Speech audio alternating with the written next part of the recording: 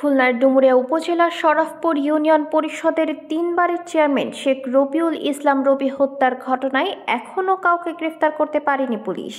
হত্যার কারণ এখনও উদ্ঘাটন করা যায়নি।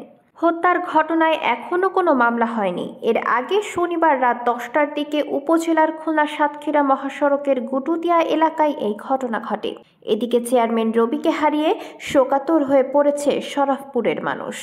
রোববার সকালে খুলনা মেডিকেল কলেজ হাসপাতালে রবির ময়নাতদন্ত সম্পন্ন হয়। রবির লাশ দেখতে গ্রামের কয়েকশো মানুষ ভিড় করেন। সবার চোখেই ছিল পানি।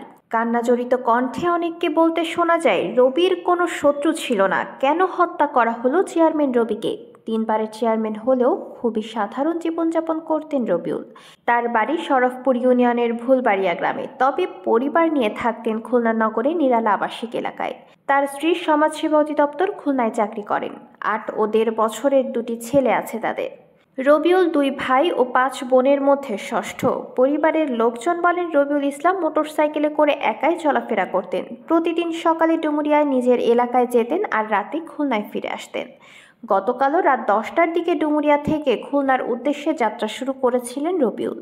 গুটুদিয়ার ওয়াপদা বাঁধের কাছে আসার পর সন্ত্রাসীরা তাকে গুলি করে পালিয়ে যান। গুলির শব্দ শুনে স্থানীয় লোকজন ছুটে এসে তাকে উদ্ধার করে প্রথমে ডুমুরিয়া উপজেলা স্বাস্থ্য কমপ্লেক্সে এবং পরে খুলনা মেডিকেল কলেজ হাসপাতালে নিয়ে যান। খুলনার অতিরিক্ত পুলিশ সুপার মোহাম্মদ আসিফ ইকবাল বলেন, যেহেতু কোনো প্রত্যক্ষদর্শী নেই, তাই কিভাবে হত্যা করা হয়েছে তা বোঝা যাচ্ছে না। তবে পুরো ঘটনাটি নিয়ে তদন্ত শুরু করেছে পুলিশ। হত্যাকাণ্ডে জড়িতদের খুঁজে বের করার চেষ্টা করা হচ্ছে।